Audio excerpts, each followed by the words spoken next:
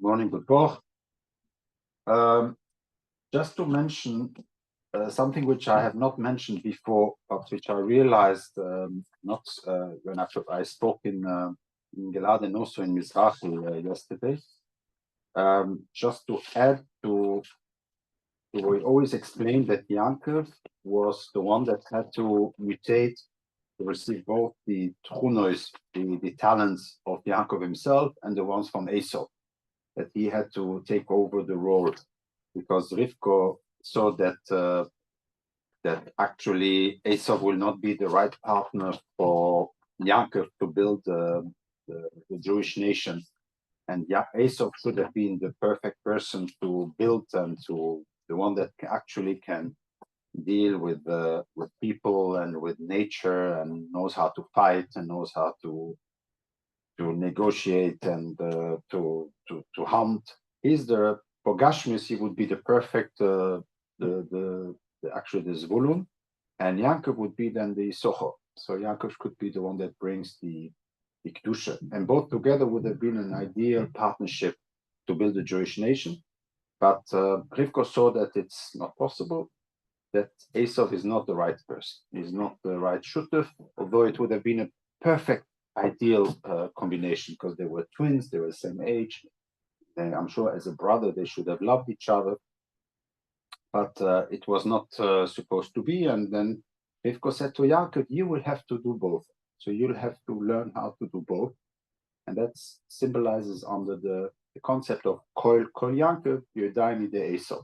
So your kol, your Torah, your ruchnius should be the ruchnius of Yaakov, but your hands have to become the Esau. So Yaakov has to learn how to fight and how to negotiate. And these are all the parshas that we see in this week's parsha and last week, is this transformation that Yaakov had to undergo. Instead of staying in Beis Medrash and learning Torah the whole day, he had to go out, find a wife, and getting married and negotiate for the first wife, and then for the second wife, and then the whole story that basically already says in the Sforim is an example of what the Balbos has to do, what we have to do basically, and the challenge that it brings with it.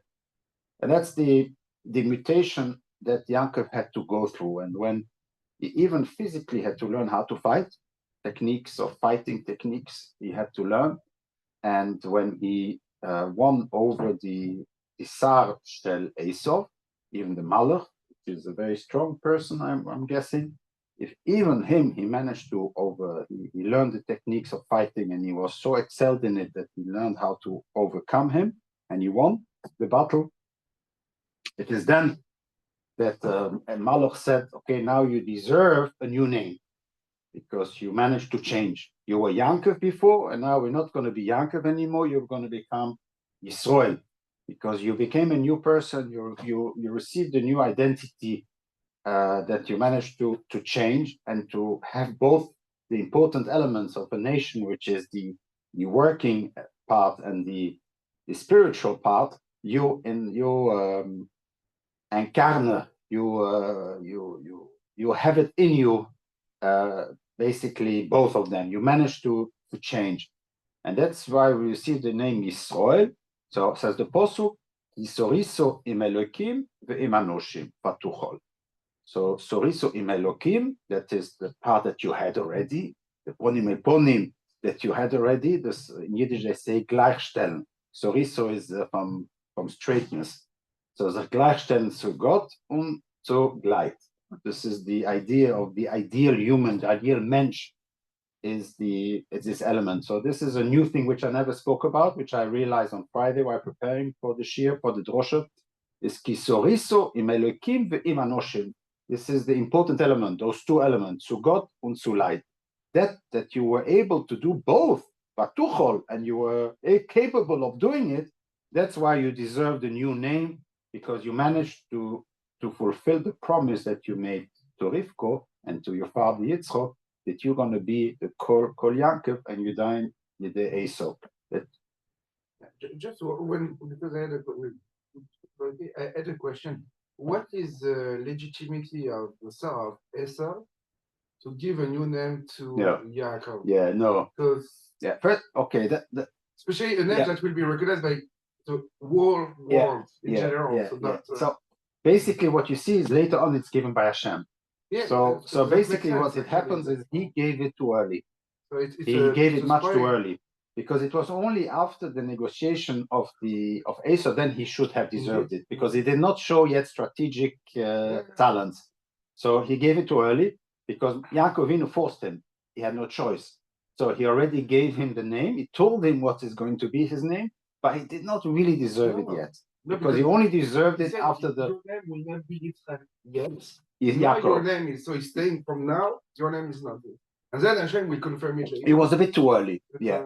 It was a bit too early.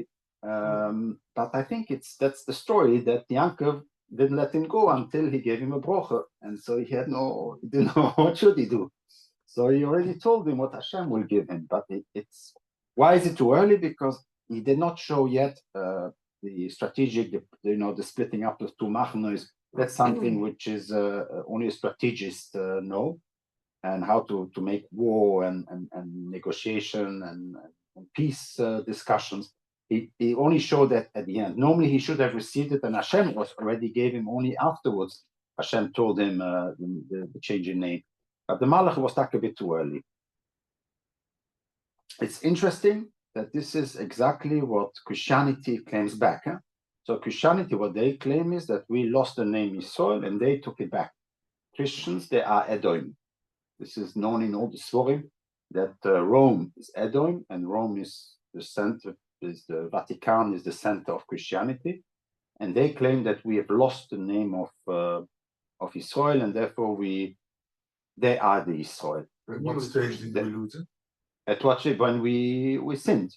When Ish came, when Jesus came. When Isaac came, not before. Yeah, not before. No. It's from the Egel Azar, they lost it. I mean, it was like in a suspension till Marshimon came, and he said if they were accepting it, so from the beginning it will be okay. So it's them plus the world. If they don't, then it's the world, but not them. That's why they call themselves the New Israel. The New Israel. They are not Israel. They consider the New Israel. So Esau gave the name to Yaakov, and basically they claimed it back. They say that you don't deserve it all. So that's the claiming back of the name of Israel. So it's and I think that the Kaf HaYoreh is indeed, when we see Christianity never stopped us from performing our mitzvahs. They never put laws against Nila or against Shabbos. I don't think. What we were persecuted is more our physical persecution, not to be able to grow in the hierarchy.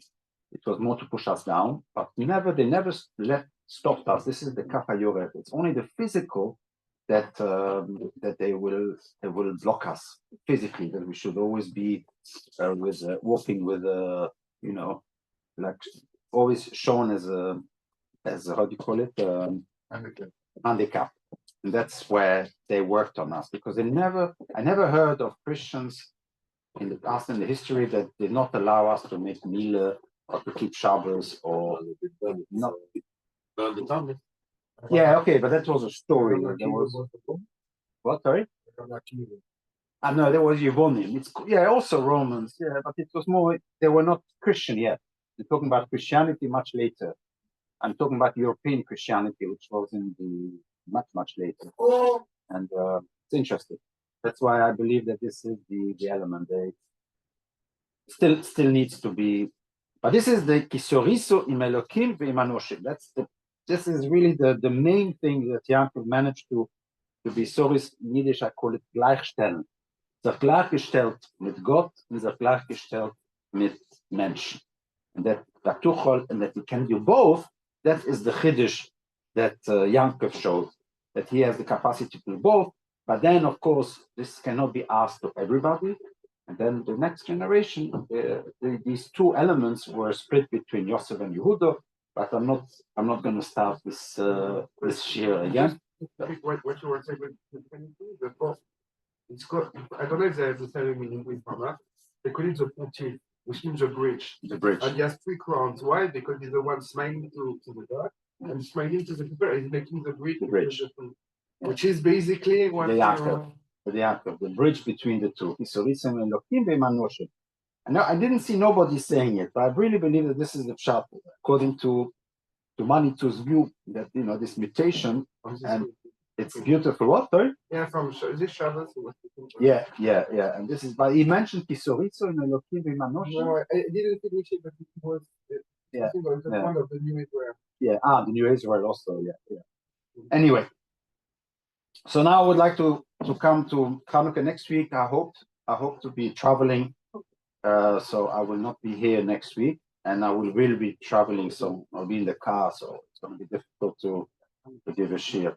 So I will explain a little bit on Chanukah. What is the element? We already spoke many years that I always repeat myself, that we know as children we were raised that Chanukah is that because there was a nest of Shem and Zayis, and the Shem and Zayis, because of that nest, it was 8 days, and therefore it was celebrate 8 days. We say Hallel because of the nest of that's how the Gemara explains in Masechet Shabbos.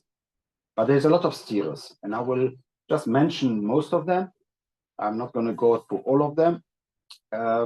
One of them is that what is missing in Masechet Shabbos is it says that in the next year they instituted it as a Yom Tov, kind of a Yom Tov, that in order for Hallel Lohoidos. It does not mention in the Gemara, and therefore, and also to light the candles. So even the Gemara in the Shabbos, where it mentioned all the dinim of Hilchos Chanukah, it does not mention that they instituted the next day already the lighting of the candles.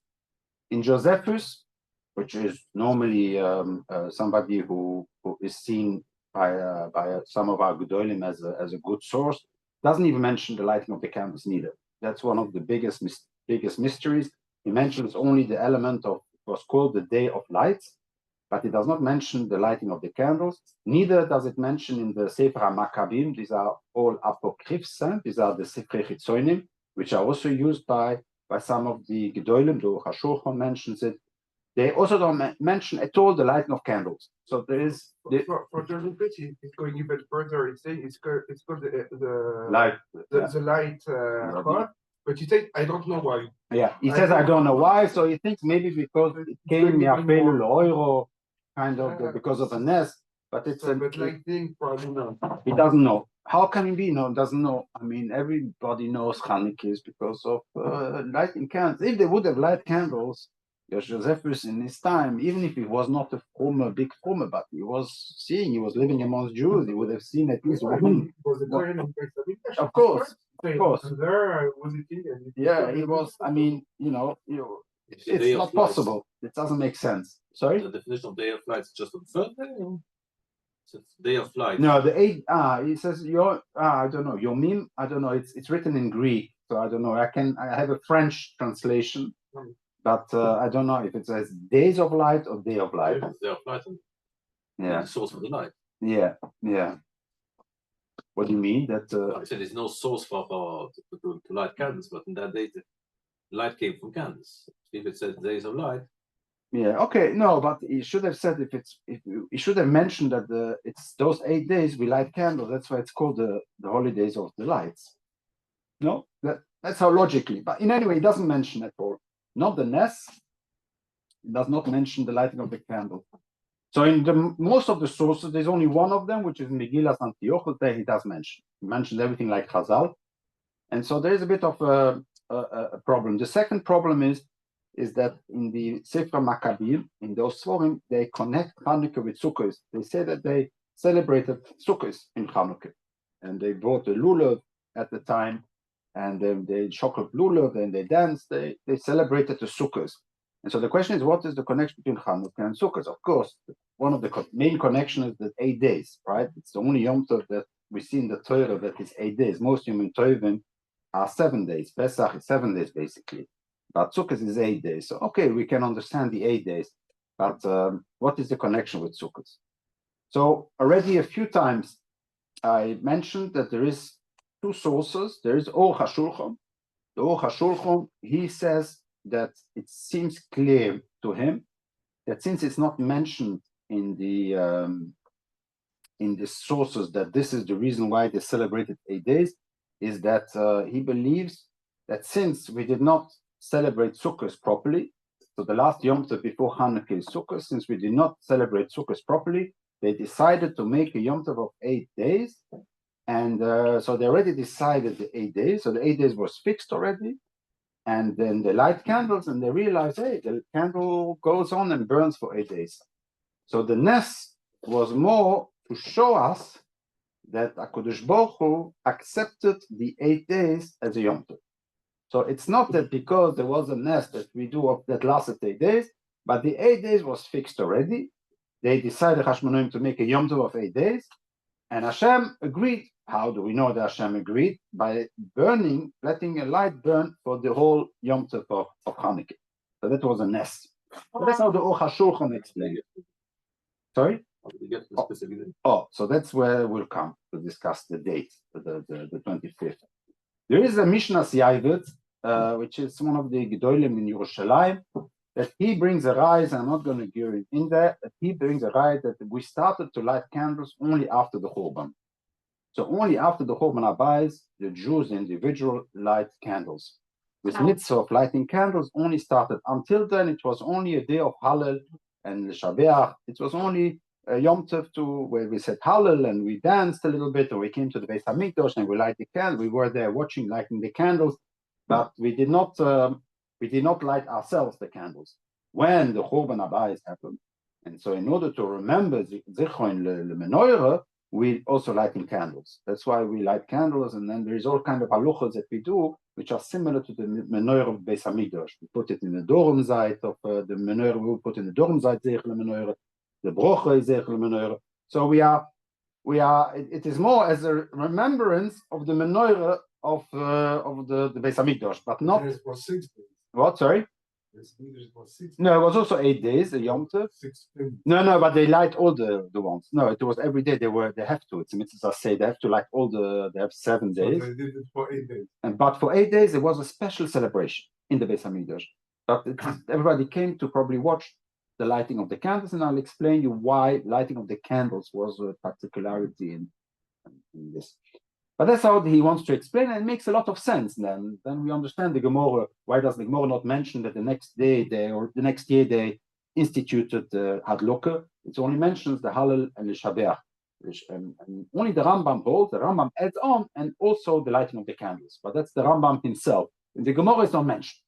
The Gemara does not mention, by the way, I think also not in the Alanissim, we don't mention it. Only Lohoidus Hallel, only the ending of saying Alanissim, and only to say Hallel doesn't mention the lighting of the candles. So it's possible that during the Anshik Nesesak Doilo, there was not yet its mitzvah. The mitzvah was not yet instituted in Anshik Nesesak Doilo, which were still in the time of the Beis Hamikdash, because it's only started after but there it does mention the Nes, but okay.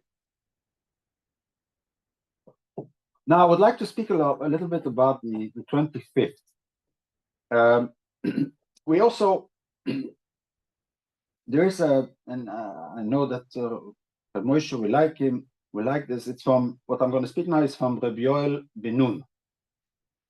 I was sarcastic a little bit. Yeah. So he actually noticed the following, but I will say what he says is, I don't know, he doesn't mention it, but there is already the Yavitz, the real Yavitz, Rabbi Yankov Bempton. He says that he found the truth between the 25th. Why the 25th? He says it's because of Chagai Anovi. We see in Chagai Anovi already that on the 25th of Kislev, actually the 24th of Kislev, the Chagai Anovi, what happens is the following. In the time when the end of the Golus, Bovel, a lot of Jews came already. It was the time of Daryovesh, and a lot of Jews came already back to Eretz Yisrael, and they were very happy there. So the Jews were very happy there, and they started to build houses, and nobody seems to have taken the initiatives to let's build the Beis Hamikdash. You know, we already are free, we have the opportunity, let's build. Nobody, everybody looked away. When somebody maybe mentioned it, everybody suddenly had to go to work, had to fetch his child. We'll talk about it another time. And so Chagai Anovi started to rebuke the Jews of you build your beautiful houses, you even get beautiful stones and wood, and you make it. Baruch Hashem, you're rebuilding Eretz Yisrael, you're good, proper Zionist. We are very proud of you, but at the end of the day, the end goal has to be a Beis Hamikdash. Why don't you build the Beis Hamikdash? And so what he said was, so Haggai Anovi came on Chov Dalet Bekislev, and he says that today is the day that you should start building the Beis Hamikdash. You should start putting the basis from the Beis Hamikdash, he said. And why Taka on Chov Dalet Kislev? What happens on Chov Dalet Kislev that so we always and then he rebuked and he said that on if you will not build the Beis Hamikdash, like this year you will have a bad harvest, record. You will have a bad record. It will happen. It will not get better unless you build the Beis Hamikdash. So he threatened them with a stick, right? The carrot. He says, you will only have economic growth if you will build the Beis Hamikdash. So it was not enough to remind them. They had also to be motivated with economic motivation to build the Beis Hamikdash. That's unfortunately the level of the spirituality that we had apparently. Or maybe Rav Moshe has enough view on that, but it seems that it needed a little push to tell them this year is a terrible year, and it's going to be better only if you start building the Beis Hamikdash. Building the Beis Hamikdash is very problematic. Not just the Beis Hamikdash, but then you have to Mount Tahara. You have the you know how if today we have to do everything, it will be. It's true. Okay. But that's something that it's not for us. It's not for our comfort that we build the Beis Hamikdash. Kodesh Baruch Hu for his own. To threaten them A little bit of motivation. But that's what Haggai says. Says twice. He said it on the 24th of Kislev. He mentioned it twice that this is the day. So what's about Chov Dalet Kislev? And there where Rabbi Yoel bin Nun came with a geniosity. And he says that basically, I already spoke about it on Erev Sukkot, and you asked me the good question at the time. I remember you. There is when can you bring Bikurim? So the Gemara says you can bring Bikurim at the Chag, at Tzeres you bring Bikurim till the Chag, and from Chag till Chanukah you can bring, but you can't koire. And somehow, one Tana says no, you can bring and you can be koire. So till Chanukah you can still bring Bikurim. Why? What is? So they explain because till Bikurim, till Chanukah you still have fruits in the fields, but after Chanukah it's finished. So he claims. And I checked it on Google, and if you Google it, harvesting olives, he says that the olives is harvested only from the 15th of November till the 15th of December. So the end of the harvest, as Google, the end of the harvest is December, is the middle of December. In other words, the Zeisim, you only harvest at the end. They're much later, much in the middle of the winter that you're harvesting the Zeisim. And so until we come to more or less Hanukkah period, people don't know how it's going to be the harvest. Yeah. So when did Haggai and Novi were able to say this year will be a terrible year? When can you point with the finger? You see it's a terrible year this year. He can only do that on the end of Kislev, because then the people look and they see the olives are. They have so many trees, and they look and they make a wave. Maybe they cut it and they see it's half of what it should be normally. It's only at the end of Kislev. Until then, if you would have come earlier, people would think, yeah, but the olives are okay. You understand? So he had to wait till the end of the harvest to be able to tell them, you see, it's terrible this year. If you're not going to build the Beis Hamikdash, it's going to be terrible next year. But if you build the Beis Hamikdash, then you will have a good economic growth. That's how Haggai threatened the Jews. So basically, it's about the Zayis. The Gemara, he brings down a raya, which is a very interesting raya. You have to assume that $4 is always after 15th of December. No, because the 15th, first of all, Google is not, it's not 15, it can move a bit. And also I will explain you why the 25th, this I will still come to.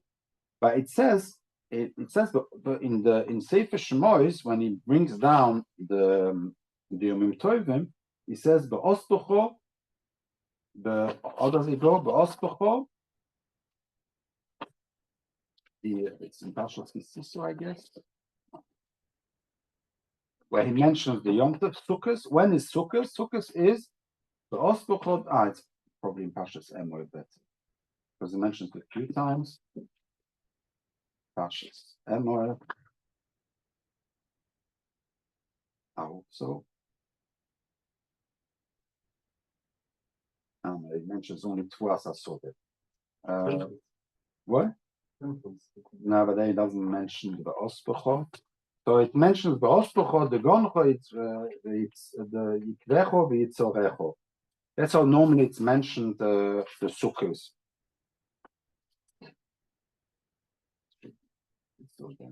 Sorry. Normally I prepare. Yeah, but this I know what he says when he doesn't mention.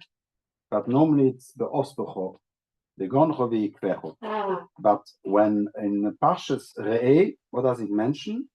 Never, he never mentioned. You're right. So it says, Chag HaSukkos Taselecho, Shivas Yomim, Be'ospecho migornecho u'miyikvecho. What is goyren is the tvur, chitim is oirim, u'miyikvecho means the wine, the grapes. It does not mean, always mention, miyikvecho always goes with yitzorecho. It does not mention yitzorecho here. It's a pelle. Nobody noticed it, but it's a pelle. And the reason is, he explains that what is Sukkot? Sukkot is a celebration.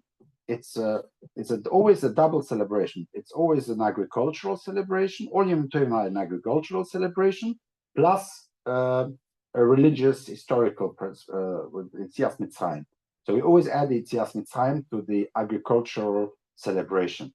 So Sukkot is the asifa that you bring in the home, and therefore you go out to the Sukkot to become humble, right? It's the idea of becoming humble. But it's always Basifas Adogam. But somehow it does not mention Yitzorecho. Why doesn't it mention Yitzorecho? Because it's not the time yet. It's simply there is no time. The time of the Asifas Yitzhor is only at the end of December. Then you really are for sure have finished all the collection of the olives. And that's very interesting. And therefore, that's the idea of what Haggai said. That's why Haggai had to wait, and they celebrated when we said in Sefer Maccabim that they celebrated the Sukkos of 8 days. It's to celebrate the Asifa of the Zeisim. So it's like the Chazal added on a new celebration that because of the Asifas Zeisim.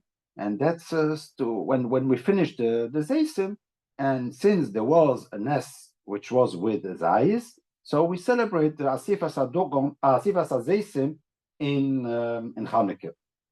Now, the reason why on the 25th, just to understand on 25th, is we see that there is, and if somebody had this in mind, it's very interesting. What happens on the 25th of December? What is on 25th of December? No. Was a pagan person. Yeah, but it is Christmas. It's where they celebrate. And that is 25th of December. What is also on the 25th of December? Normally 21st of December. It is the shortest day, the longest night.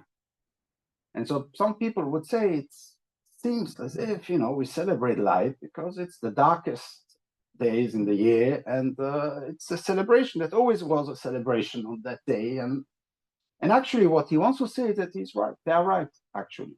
And let me explain you. So we said already the Chag HaNovi, and that's what the Yavets explained, that the Chanukah is celebrating the 25th because it was the Chag HaNovi, that Chag HaNovi said on the 25th.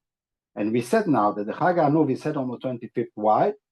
Because why did he wait till the 25th to give his Nevuah, and that we have to start? Is because that's the date that they knew that the harvest was very bad economically, right?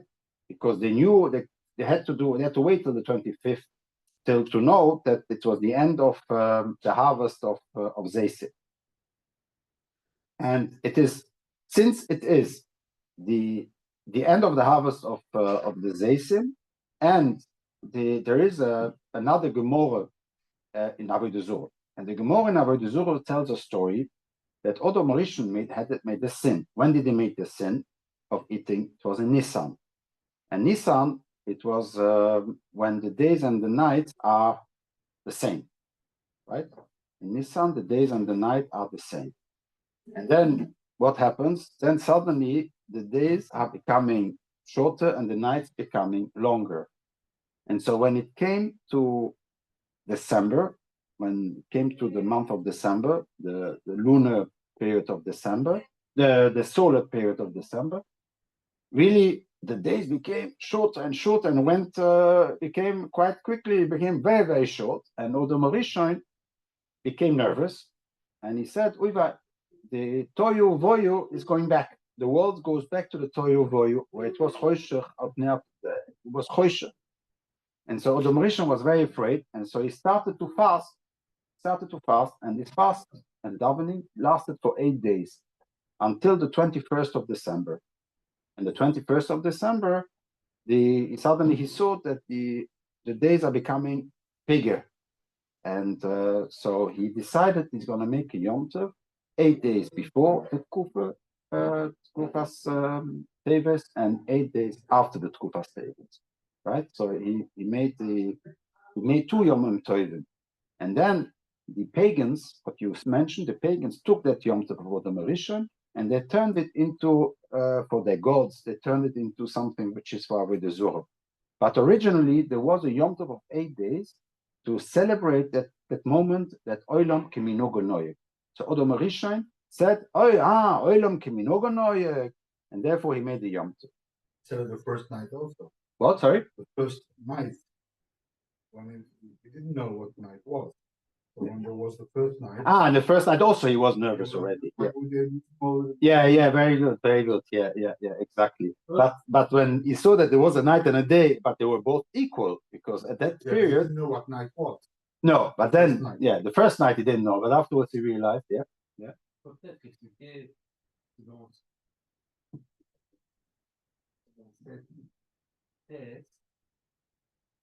pour ça que c'est pas mentionné dans ta tête. Puisque les gens célébraient ça. Et on ne savait pas si c'était légitime ou pas légitime. Et tout le monde allumait des bougies tout le temps.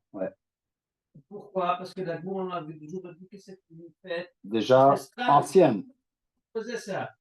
Les Chachomim ne savaient pas mettre un stempel dessus. Parce que c'était. Donc, on retrouve pas ça à Niche, Yosef aussi dans les villages, dans tous les mots. On trouve pas ça parce que c'était quelque chose que les gens faisaient. Mais on ne savait pas. C'était quelque chose de religieux. De religieux pour nous, pour le Dieu ou pour les élites. Comme ici, dans la ville d'Anvers aussi. Et ça reçoit une légitimité religieuse. Après le Corban. Et ça, c'est ce qu'il explique aussi.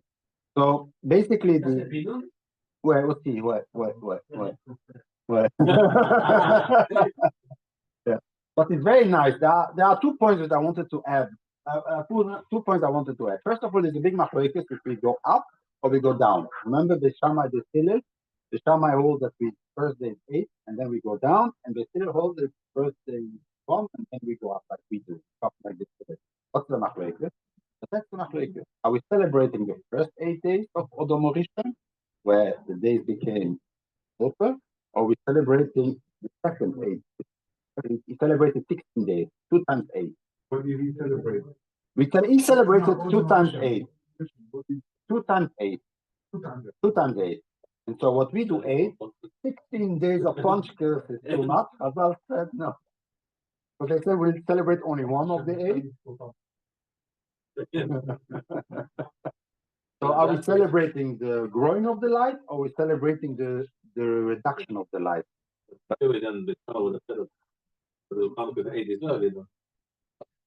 Okay, yeah, it's about that period. We'll come to why it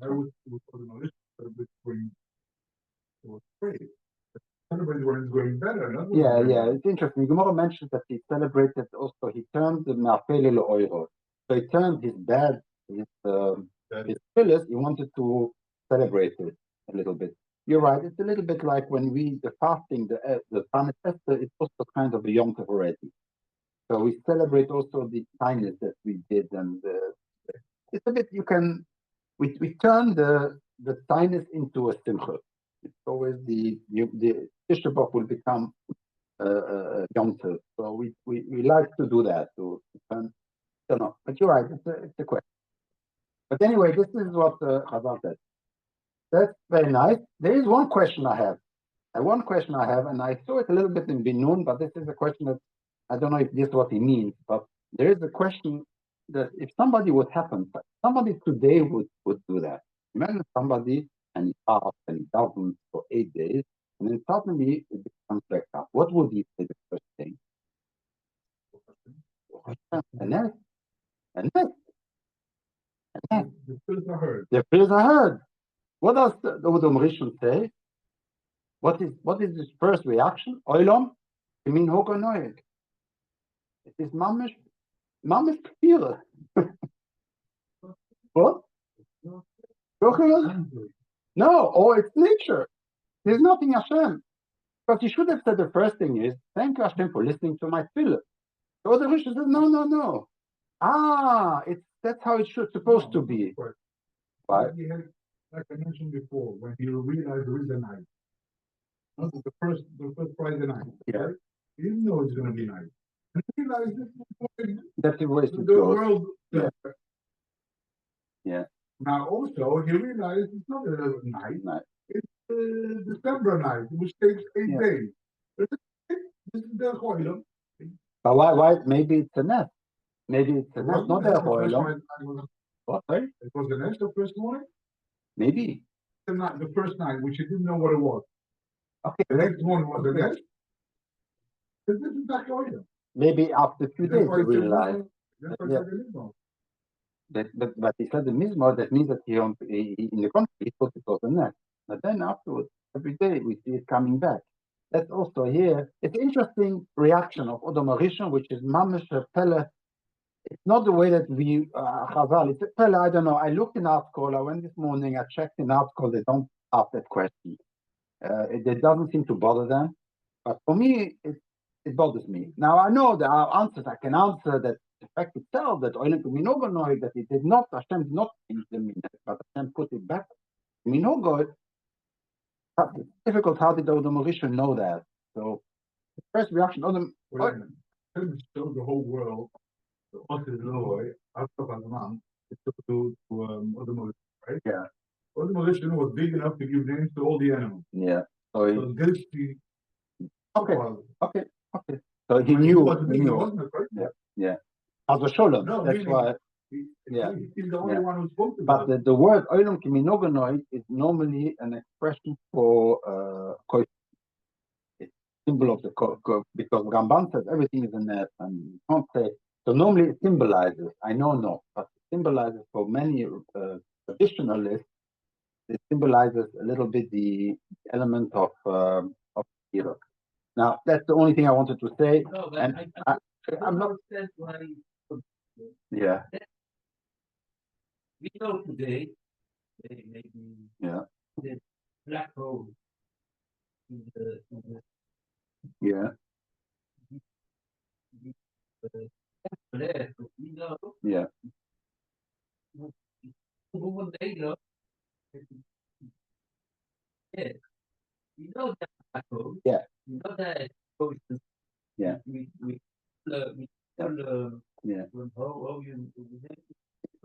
telescope. Like the universe. Not moving that there are not meteorites on the planet. On the planet. Not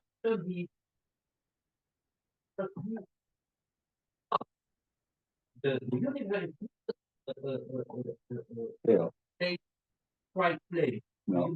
They know it. I understand. And okay. Here, we see there's a cycle. Yeah. Stable. That's what I want to explain. Why is Amachadish Betuvoy Bochum Bit Master the Hakudish Bochu is create stability. It's always putting the constant. Because I remember Etienne Klein. He's a big philosopher. What, sorry? The physician in France, is a very big philosopher, and his claim is not Jewish, but he's a free person. Yeah, but you look at his nose and you look at his name. I am telling you, he's a Jew, proper Jew. Probably, yeah, no. Non, mais c'est un grand-père qui s'est converti. Donc lui, il est pur goy. Ouais. Ok. Bon, je sais pas, il y a quelque chose là-bas qui.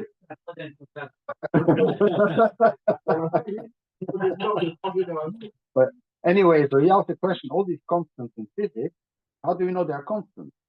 Because we always assume that when I drop this, it's going to fall, right?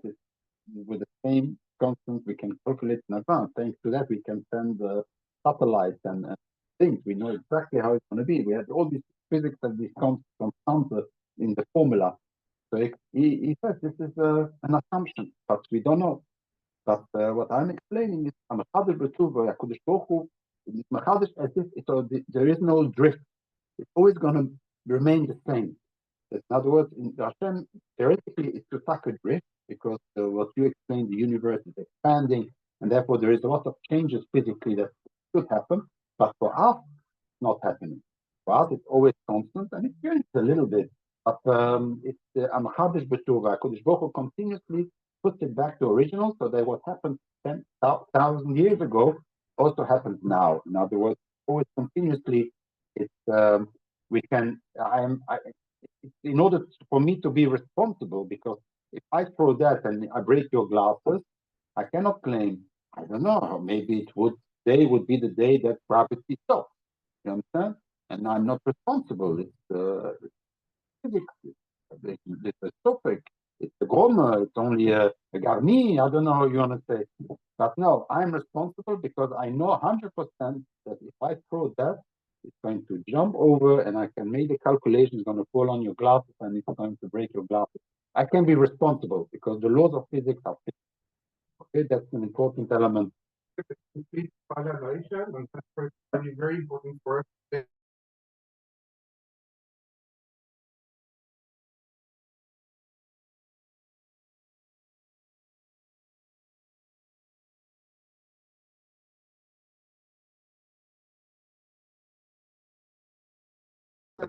Across the road, no one touched me. Oh, yeah, it's just a stupid person. You have rules, you follow them, you don't have a net for it. Oh, you break the spirit of the net. That's exactly what I think, and I'm going to still work on that. On that, Gemara, is when are we allowed to say it is a net, and when are we saying it's not a net? How do we, when is the border? Apparently, I think that Gemara is a fantastic story. I really want to work it through. Just this morning that I realized that Gemara, so I didn't have the time, but I think it's... Until then, when you break, is when you will lose the fact that what we have today, for instance, is the game. When they would just remove Hashem of the picture. Yeah. Like they don't call it the market, they call it the winter market. Yeah. The same thing with this.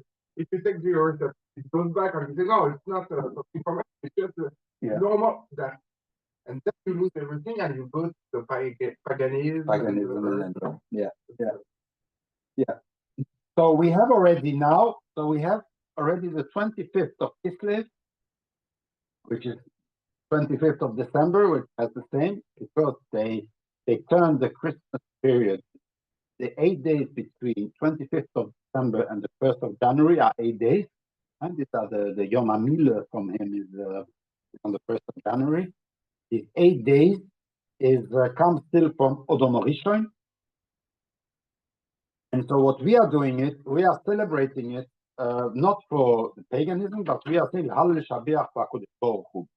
So what happens is that one of the questions is that how can we celebrate the Nitzochon of the Chashmonoim while after Churban we should stop, right? we should stop celebrating. The home was there, so why are we still celebrating something that happened if we know that it didn't last? And unfortunately, it did not bring us the usual.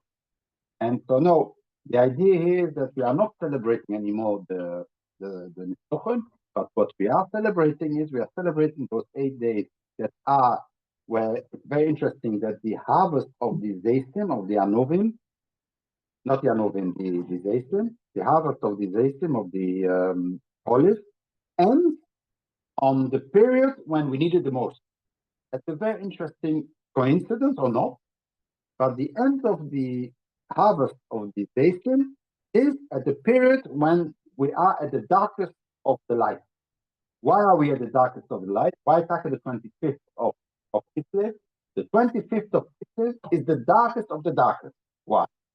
Because first of all, we are at the period when the days are the shortest and the nights are the longest. But the 25th, starting, the moon becomes completely dark, right? The 25th is the last week of the month when the moon is already very small. And so even the nights are dark. Probably, oh, very good. That's my first thing. Why with olive oil? Why is it meaning to light with olive oil? It's to show exactly. That's what he wants to say. He says that the element of the Nitzochon we lost after the Churban. That's why it's not an. What we are celebrating is a Sukkot. We are celebrating 8 days of an Asitat HaYitzhor. Since the oil, the olive, we are collecting the olives, and that's the period. And it ends this collecting, this harvesting, ends at the time when we need it the most, and therefore we light the candles. And we light the candles because of the Yom Tov of Odom HaRishon. That the 25th of Kislev was also the day that Haggai Novi had to choose, because it was only then that he could point the fingers to the people that did the statistics, economic statistics, know how much harvesting was there in the country, and to show them, you see that you thought you would have so many tons, and at the end it was only half of what you were expecting. And that's before the apostle, because to show them that the harvesting was not good, and that if they will build the Beis Hamikdash, there will be a change in economic growth. And it is that day that the Yevonim chose to desecrate the Beis Hamikdash. It was on the same day, it says in Maccabim, I think, it's on the same day, Chof Hei B'Kislev was also the day that the Misyavnim, they put the Avodah Zorah in the Beis Hamikdash. So that day that they put Avodah Zorah in the Beis Hamikdash, because that seems to be the day that we celebrate the building of the Beis Hamikdash, because that's the symbol of we want economic growth, and Chof Hei B'Kislev is the darkest of the period, and we know already by then how good or how bad the year is. That's the tackle day, that we know when the economic growth is. And so the Chof Hei B'Kislev was always chosen to be a Chanukah Samizbeach, Chanukah Samenoira, and that's what we did continuously. It was it says that the Mishkan was, that it doesn't mention, but the Mishkan was finished on the Chof Hei B'Kislev, and that we waited till Nisan for the birthday of Aaron to make the Chanukah Mishkan. But already Chof Hei B'Kislev, the Mishkan was finished. So we see that theoretically always the beginning of Beis Hamikdash was always Chof Hei B'Kislev, probably because that's when it would bring the light to the world. That's the darkest of the moment, and with lighting of the menorah in the Beis Hamikdash, the Chanukah menorah, it would have brought a lot of light, and it would symbolically show us hope and go from the Apele La'Oiro. So basically, the 25th is because the darkest, 25th of Kislev is because darkest last week of the month of Rosh Chodesh Kislev, if you include Rosh Chodesh Teves in it, so it's like 7 days. The 8th day is an extra day that was added on. All the Sforim write that the 8th day was added on. It's the day after Rosh Chodesh always, the 8th day. So it's Chanukah 8th day. This symbolizes the Geula, the Shleimus. There is a lot like Yatzeret. So it's Chanukah by the Rebbe's, in Hasidus, it's very holy. It's one of the holiest days in the year. It's the Zois Chanukah. Sorry? The Gnardin, the Kvittel, is everything. It's the day after Rosh Chodesh, because then already it's the beginning again of the Tevis. We start to see the moon again. And also it's the days become longer. So it's the hope, the Geula. So Chanukah represents the Geula, because the days become longer and the moon also becomes bigger. And the 25th is also more or less the time when we stop harvest, when we finish harvesting the olives, and that symbolizes. That's why we do it with Shaman Zayis, because it's the Shaman Zayis that is the reason of our desire. That is the reason of this 25th that Haggai Novi institute. But the Tochen of the Hashmonoim is already long gone after the Churban, and it's only after the Churban that Chazal mentioned the nest of the Shaman Zayis. And therefore, in all the books before that were written during the Nitzochon, they don't mention it, because it's the Nitzochon of the military Nitzochon that was the Iker. But since the Nitzochon after the Churban when gone, when missing, the Chazal said, so now we're going to make it a religious holiday. And the religiosity is the fact that we take the Yom Tov of Odom Rishon, and we turn it into a religious moment that we are L'Halal L'Shabeach B'Kodesh Baruch Hu, and we light the candles as a symbol of the end of the harvest. We take that shaman, the fresh shaman Zoch, and we light candles to enlighten the darkest days, the dark night. Sorry, that's why you have to light it in the night, the darkest night, because that's the moment when the moon is not here, and when we are at the deepest of the darkest of the solar year as well. So it's both the solar year and the lunar that is the darkest from the 25th till Rosh Chodesh. And it could be 7 days or 8 days because of Odom Rishon. And the 8th day I explained to you is the added on to the 7th, which is like the Shiva Simya Miloim, and then the Yom HaShmini, that is the Chanukah of the beginning.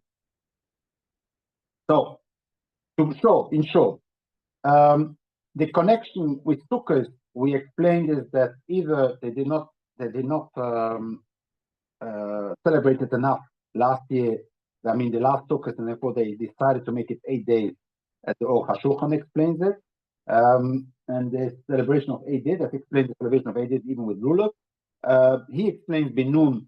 Binun explains it that it's the Sukkot is because like Sukkot represent the Ostocho, the Goncho, the Tiroishcho, but Yitzorecho is only on Chanukah. And therefore, Chazal give Bikurim, you can bring till Sukkot, or you can bring till Chanukah. That's Machlokas Tanuim till when it goes. Because Chanukah is the celebration of the Bikurim of the Zaytim that you bring.